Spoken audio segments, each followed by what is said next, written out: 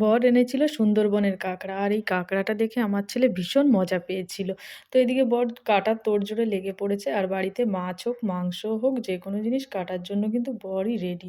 তো যাই হোক, কাঁকড়াটাকে ভালো করে পরিষ্কার করে কেটে নিয়েছে। কেটে এটাকে ধুয়ে নিয়েছে। আর এ দেখো কেমন করে বর পরিষ্কার করছে এটাকে।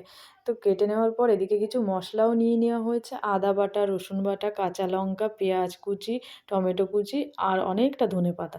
তো কড়াইতে তেলের মধ্যে জিরে ফোড়নে দিয়ে, পেঁয়াজ দিয়ে, আদা বাটা, রসুন বাটা, টমেটো, লবণ, হলুদ, কাঁচা লঙ্কা সব কিছু দিয়ে একটু কষিয়ে নেওয়া হলো। তারপর কষানো হয়ে গেলে কাঁকড়াটাকে দিয়ে দেওয়া হলো। এবারে কাঁকড়াটাকে একটু ঢেকে ঢেকে কষানো হচ্ছিলো যাতে সেদ্ধটাও তাড়াতাড়ি হয়ে যায়। আর এটা যেহেতু সুন্দরবনের কাঁকড়া, খুব একটা শক্ত হয় না, একটু নরম টাইপেরই হয়। আর তারপর কষানো হয়ে গেলে জল দিয়ে দেওয়া হলো। আর দেখো কালারটা কিন্তু খুব ভালো এসেছে, যদিও শুকনো লঙ্কার গুঁড়ো এতে দেওয়া হয়নি, তবুও কিন্তু খুব ভালো এসেছে। তো কষানো হয়ে যাওয়ার পর ঝোলটা যতটা দরকার রেখে গরম মশলা দিয়ে দেওয়া হলো। তারপর ধনেপাতাটা দিয়ে নামিয়ে দিলেই কিন্তু রেডি। আর এই শীতকালে গরম গরম ধোয়া ওঠা ভাতের সঙ্গে এই কাঁকড়া কষা খেতে যে কী মজা লাগে, যারা খেয়েছে একমাত্র তারাই বুঝবে। ভিডিওটা তোমাদের যদি ভালো লাগে অবশ্যই চ্যানেলটাকে সাবস্ক্রাইব করে দাও।